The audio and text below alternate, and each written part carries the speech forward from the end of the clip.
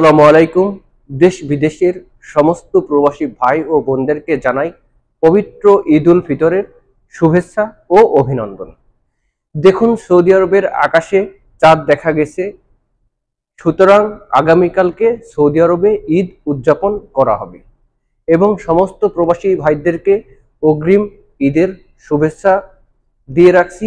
সকল প্রবাসী ভাইয়ের পক্ষ থেকে বাংলাদেশের মানুষকে ও পরিবারের আত্মীয় স্বজনকে ঈদ উল ফিতর 2025-এর অগ্রিম শুভেচ্ছা।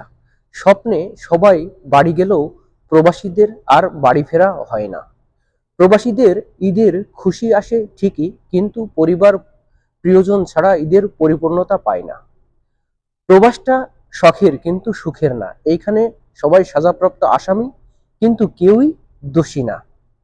অনেক ভাই অনেক রকম কমেন্ট করে থাকে, তার মধ্যে এই প্রবাস থেকে বেঁচে ফিরতে পারলে একটা কথাই বলবো, জন্ম নিয়েছিলাম ঠিকই, কিন্তু দায়িত্ব আর প্রবাস আমাকে একটু ভালো করে বাঁচতে দেয়নি। বাবা বলতো, যখন ইনকাম করবা তখন খরচ করো, নিজের খুশি মতো বুঝবা তখন কেমন লাগে। এখন কথাটার অনেকেই মিল খুঁজে পাচ্ছি। বিভিন্ন রকম ডিপ্রেশনের কমেন্ট প্রবাসীরা করে থাকে ঈদ আসে। তারপরেও সবাইকে বলবো, ঈদ মোবারক, ভালো কাটুক এই প্রবাসের মাটিতে আপনার ঈদ। ধন্যবাদ, সবাই ভালো থাকবেন।